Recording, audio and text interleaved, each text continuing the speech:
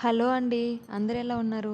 ఈరోజైతే morning tiffin ఏం చేయలేదు. ఇంకా టిఫిన్ చేయలేదు కాబట్టి పొద్దున్నే అన్నం అయితే చేశాను.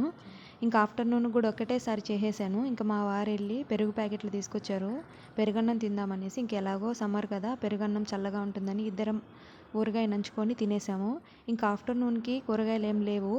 అలా అనేసి ఇంక ఒక ఆలు, కొద్దిగా పచ్చి బఠానీలుంటేను అవి ఉడికించి పక్కన పెట్టుకున్నాను.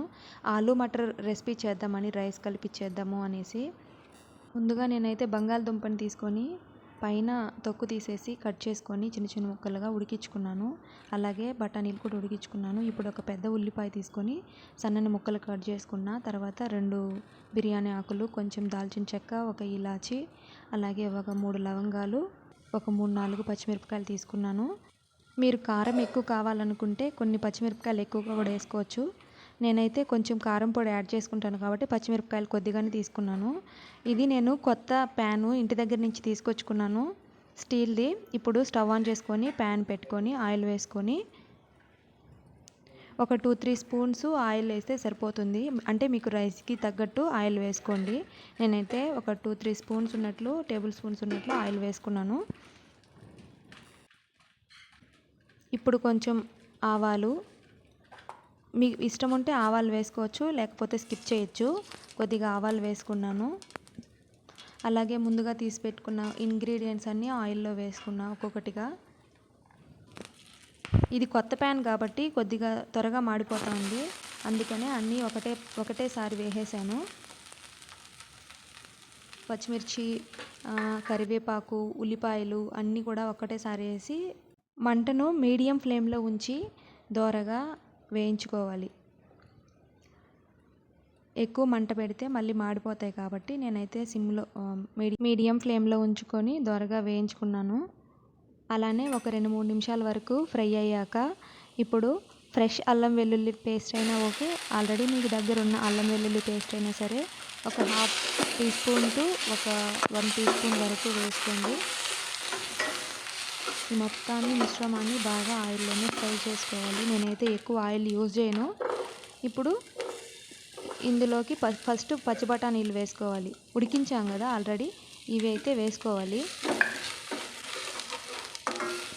దోరగా వేయించుకోవాలి వీటితో పాటు. ఇది కొద్దిగా కాస్త వేగాక ఇప్పుడు ఆలూని వేసుకోవాలి.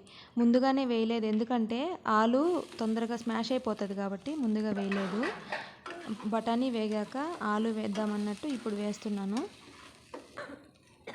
ఇది బాగా ఒక 2-3 నిమిషాలు వేగాక మనకు రైస్కి తగ్గట్టు సరిపడా సాల్ట్ వేసుకోవాలి. కాస్త పసుపు కూడా వేసుకొని బాగా ఫ్రై చేసుకోవాలి. అన్నీ కలిసేటట్టుగా నెమ్మదిగా కలుపుకోవాలి. నేనైతే నేను పచ్చిమిర్చి తక్కువ తీసుకున్నాను కాబట్టి కొంచెం కారం పొడి ఒక 1 టీ స్పూన్ వరకు వేసుకున్నా. అలాగే గరం మసాలా, మీకు ఇష్టమైతే గరం మసాలా యాడ్ చేసుకోవచ్చు, లేకపోతే స్కిప్ చేయొచ్చు. గరం మసాలా వేయకపోయినా కానీ టేస్ట్ అయితే బాగానే ఉంటుంది. కానీ గరం మసాలా వేస్తే ఏంటంటే కొంచెం ఆ టేస్ట్ అనేది కొద్దిగా వెరైటీగా డిఫరెంట్గా బాగుంటుంది. బాగా వేగిపోయింది. ఇప్పుడు రైస్ని నేను కొంచెం ముద్దగా అనిపిస్తుంది, అందుకే చేత్తో కొద్దిగా పొడి పొడిగా చల్లుకుంటున్నాను. మీరు ఇలా రైస్ రాకూడదంటే కొద్దిగా ఆయిల్ కూడా అప్లై చేసుకుంటే పొడి పొడిలాడుతుంది ఆయిల్ వేస్తే. ఇప్పుడు మొత్తాన్ని కూడా మొత్తం కలిసేటట్టు బాగా కలుపుకోవాలి. అలాగే ఒక 2-3 నిమిషాల నుంచి 5 నిమిషాల వరకు అన్నము బాగా అందులో కలిసే వరకు బాగా వేపుకోవాలి. అప్పుడే ఇంగ్రీడియంట్స్కి ఉన్న ఫ్లేవర్ మొత్తము రైస్కి అయితే పడుతుంది. చూసారు కదా, బాగా కలిపాను. చూడండి కలర్ ఎంత బాగా వచ్చిందో. చూడడానికి చాలా ఆహ్లాదకరంగా అనిపిస్తుంది. ఇప్పుడే తినాలనిపిస్తుంది. మీరు కూడా ఇలాంటి రెసిపీని ఎప్పుడైనా త్వరగా ఫాస్ట్గా చేయాలనుకున్నప్పుడు ఈజీగా సింపుల్గా చేసుకోవచ్చు. ట్రై చేయండి.